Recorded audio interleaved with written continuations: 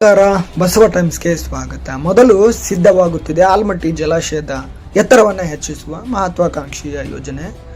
ಜಲಸಂಪನ್ಮೂಲ ಸಚಿವ ರಾಮಲಿಂಗಾರೆಡ್ಡಿ ಆಲ್ಮಟ್ಟಿಗೆ ಭೇಟಿ ನೀಡಿ ಜಲಾಶಯದ ಎತ್ತರವನ್ನು 519.60 ಮೀಟರ್ನಿಂದ 524.226 ಮೀಟರ್ಗೆ ಹೆಚ್ಚಿಸಲು ಸುಮಾರು 80,000 ಕೋಟಿ ಅಗತ್ಯವಿದೆ ಎಂದು ತಿಳಿಸಿದ್ದಾರೆ. ಈ ಯೋಜನೆಗಾಗಿ 1.33 ಲಕ್ಷ ಎಕರೆ ಭೂಸ್ವಾಧೀನ ಮಾಡಬೇಕಿದ್ದು ಮುಂದಿನ 3 ವರ್ಷಗಳಲ್ಲಿ ಪ್ರಕ್ರಿಯೆ ಪೂರ್ಣಗೊಳಿಸಲು ಸರ್ಕಾರ ಬದ್ಧವಾಗಿದೆ ಎಂದಿದ್ದಾರೆ. ಈ ವರ್ಷ ಸರ್ಕಾರ 3,000 ಕೋಟಿ ಸಾಂಕೇತಿಕ ಅನುದಾನ ನೀಡಿದ್ದು ಪೂರಕ ಬಜೆಟ್ನಲ್ಲಿ ಹೆಚ್ಚಿನ ಅನುದಾನ ಕೋರಲಾಗಿದೆ. ಕೃಷ್ಣಾ ನದಿ ನೀರಿನ ಹಂಚಿಕೆ ವಿಚಾರವಾಗಿ ಕೇಂದ್ರ ಸರ್ಕಾರ ಸಂಬಂಧಪಟ್ಟ ರಾಜ್ಯಗಳ ಸಭೆ ಕರೆಯಬೇಕು ಎಂದು ಅವರು ಒತ್ತಾಯಿಸಿದ್ದಾರೆ. ಯುಕೆಪಿ ಗುತ್ತಿಗೆದಾರರ ಬಾಕಿ ಬಿಲ್ಗಳನ್ನು ಹಂತ ಹಂತವಾಗಿ ಪಾವತಿಸಲಾಗುವುದು ಎಂದು ಹೇಳಿದ್ದಾರೆ.